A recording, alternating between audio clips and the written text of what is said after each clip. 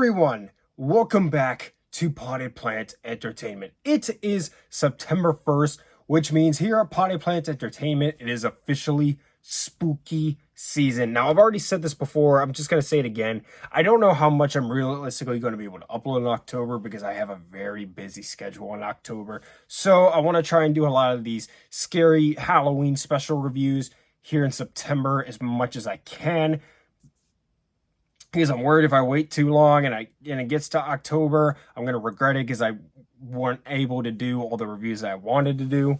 And right now it is September 1st, which means Halloween review. So welcome to the first Halloween special of 2023. This for me is the best time of year. I love Halloween time. I love Christmas time too. Like the last 4 months of the year for me are always better because you got Halloween, you got Christmas, and you got football. And normally my team's really bad, but still football is pretty fun, right? And tonight, on this spooky September 1st, we are kicking off the Potted Plant Halloween season with the Texas Chainsaw Massacre. Okay, so I watched this movie for the first time maybe 2 years ago. I was very late to the game with this movie. I watched it, I think it was free on YouTube. I think that's where I watched it. And I watched it on my phone. And I remember sitting on the couch with my earbuds in, watching this movie.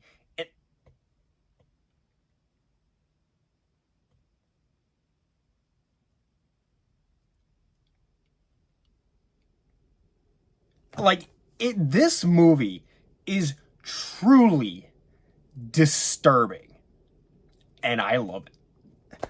Let's talk about the Texas Chainsaw Massacre. The Texas Chainsaw Massacre came out in 1974, and it stars Gunnar Hansen, Jim Sido, Edwin Neal, John Dugan, Marilyn Burns, and Paul A. Partain, and it was directed by Tobe Hooper. And this movie shows a group of friends. The movie takes place in August of 1973, and they're on a road trip going somewhere. I don't know, it's not important. And they're in a van, and they encounter a hitchhiker. And this hitchhiker ends up being pretty nuts. And then pretty soon, the characters slowly wander into this house where they meet this guy. All right. I was trying to give that without spoiling it, but let's get into spoilers. This is going to be a spoiler-filled review for those of you who have never seen the Texas Chainsaw Massacre. And if you haven't seen it and you like horror movies, I don't know how you haven't seen it yet, truthfully. This is a horror classic. This is one of those ones that everybody talks about, everyone remembers. I mean, you talk to anyone who was alive when this movie came out, and they're like, oh yeah, I remember going to see that movie. Yeah, that really messed me up. It messes up everyone. Even to this day, it's still just as disturbing as it was back then. Let's talk about my pros and cons for the Texas Chainsaw Massacre. So for one thing, the opening crawl is really interesting. This movie opens up with a title crawl with a narrator. I don't know who the narrator is, but he does a great job. And basically, he's trying to convince you that this movie is based on a true story. And that was a big part of the advertising for this movie, is that it's based on a true story. We all know it's not. It is based on it was inspired by a real-life serial killer named Ed Gein, but it's not at all based on a true story. It's like Tag. Actually, Tag, the movie, you guys remember that movie Tag? They advertised it based on a true story, but really it's not. It was just inspired by one, but you can even argue that was closer to the real life thing than this movie is. This is far and away different from the real life story. But still, the opening crawl does help set the mood. And then the opening shot of the dead bodies hanging up in the cemetery with the news broadcast talking about it, as the camera starts up really close and it moves out more and more and more. It just sets this movie up so well. It's so nasty, and it's just like, from that opening, you're like, what am I about to watch? It's so great. And this movie is so gruesome but not really. It's interesting. There's no real gore in this movie. I mean, there's like they suggest a lot of it and there's some blood, but this movie isn't very violent. There's you would think, and the way that people talk about this movie, you'd think that it would just like show people constantly getting cut up and and like so much guts and stuff, and it just you don't have any of that. And Toby Hooper, the director, I know he like really chopped up this movie a lot to try and like make it as least gruesome as possible. I don't know this for a fact, but I would like to see a director's cut of this movie and see if there's more stuff what they filmed that's really gross that he cut out of the film. I'd be interested to see that. And this movie is masterfully directed. Toby Hooper took this movie, and again, it's not very violent, but he made this movie one of the most disturbing films ever made, just through sheer masterful directing. He made a disturbing movie without the violence. It's just the actors do such a good job. The set design is so great. The cinematography is beautiful. What during that dinner scene when he gets these real close-up shots of Marilyn Burns' eyes and she's just screaming constantly and the family around them is like arguing and acting up and there's bones hanging from the ceiling. It is just it's so gritty and gruesome.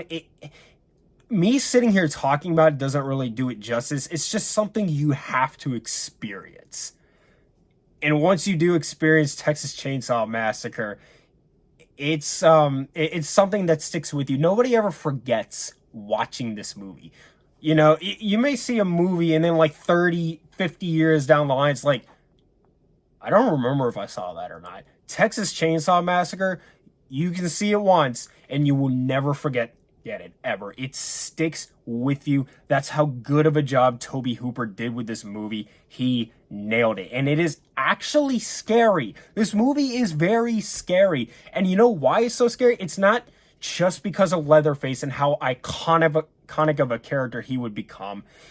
It's because this could really happen. This is something that realistically it could happen. You could encounter a cannibalistic family that could kidnap you and want to eat you and hold your head over a bucket and hit you in the head with a mallet or take you and hang you on a hook by your back, stick your back in a giant hook and have you hanging there. That could happen to you. That's pretty terrifying. You know, I mean, like Freddy Krueger, he's scary and all, but Freddy Krueger couldn't happen. Leatherface could be a real person, and that's scary. Not to knock Freddy Krueger. Freddy Krueger's freaking awesome. The whole movie is shocking.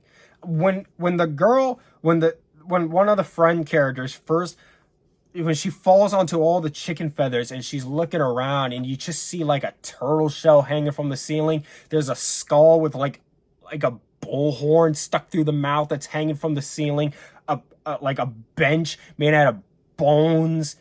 And it's just all this, like I said, the set design for this movie is just fantastic. Like I was just rewatching it tonight and I was thinking like they must have really done their research because like as a sane person, I can't imagine doing that in my house. So they must have had to really research into psychopaths and the Ed Gein to get an idea of what they should do with the set in this house. And now this house is an iconic horror set. Let's see. Like I said, the performances in this movie they're really good. I mean, the characters aren't good, but like everyone pulls their weight, especially the family. It's really the performances come from the cannibalistic family. They are the guys who shine, and they're creepy and they're scary, and they do a really, really, really good job. They were casted amazingly. The hitchhiker character is just he's so good. Like he's so like running and flailing his arms and going like he's just so good in this movie. The pacing is really good. This is a very short movie.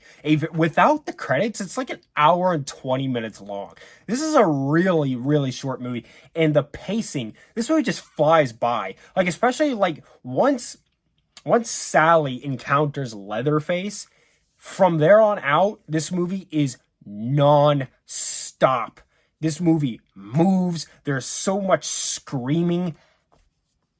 The movie just moves. The tension is so high. There is so much tension in this movie. This movie is a great. If you were to teach somebody about tension in a film class, this would be a great movie to use as an example. It's just so heightened all the time, even when nothing's happening, but you know it's coming because the movie's so disturbing and it builds this atmosphere. So the tension is always there, even when nothing's really going on. And this movie, you could tell, is a passion project. This movie was very difficult to make, like The Evil Dead, which came a little bit later. There was no budget for it. It was very hot. They were going through a massive heat wave when they were filming this. The dinner sequence, I know, like nobody enjoyed making because they're all cramped in these tight corners, and it's hot and it stinks. And when you put people together in a situation like that, it tends to create tension between people. And this movie was very difficult to make, but it was also, you could tell that they believed in what they were doing and they loved what they were doing, and that shows. And you can see that they cared, and I love that. I always love it when you can really watch a movie and see these people loved and were passionate about what they were doing. And Marilyn Burns has talked about how filming this movie was mentally draining on her, and how hard it was on her, and how it screwed her up. And it's just, you can see why. Truthfully, you can't really blame her. I mean, it's really, really such a screwed up film. But the low budget for this movie is what made it great. The lack of the money and the fact that they were forced to get more creative is what makes this movie so great. As for cons, I don't have a lot. There's some poor character decisions in this. Like, let's see, the couple finds the house, then one of the friends finds the house, then Sally finds the house. And for some reason, the characters they knock on the door and then they just walk in. I mean, if you knocked on someone's door and no one answered, would you really just go in the house?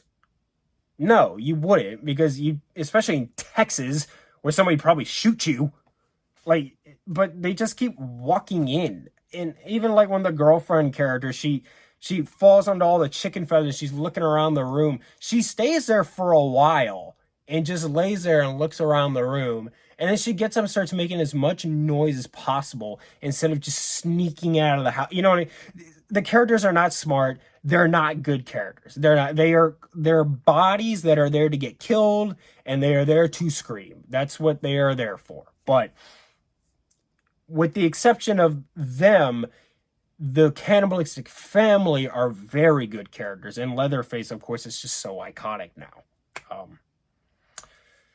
This movie, I think I liked it better upon rewatch here tonight. But the first time I saw it, I will never forget how much it really bothered me. Like, I had a hard time getting through it. The second time, because I knew what to expect, it wasn't as hard, but I enjoyed it more, I feel like, just because it was more fun. But the first time I saw it was harder to watch because I didn't know what I was getting into, and it was just so difficult to sit through. But that's just what makes this movie iconic and what people remember about it. Everybody, like I said, everybody remembers their first time seeing this movie, even if they never watch it again. You can be 90 years old. Oh yeah, I remember the first time I saw Texas Chainsaw Massacre. It just sticks with you. And that is credit to Tobe Hooper and his masterful directing. with all that being said, I'm going to give the Texas Chainsaw Massacre a 95 out of 100. It's just great. It's a great movie. If you haven't seen Texas Chainsaw Massacre, it's one of those ones where you gotta see it. It's like it's like one of those movies where you could dare a friend, like I dare you, go to your basement at 3 o'clock in the morning, turn off all the lights, and watch Texas Chainsaw Massacre by yourself. Like it's that iconic. It's great. I love it. So more content coming soon. I apologize. Uploading is very inconsistent. I have a busy life. I try. I like doing YouTube, but sometimes other things just take precedence over this, you know? But yeah. So thank you so much for watching. Subscribe to Pod Pirate Team for more. Hit the like button.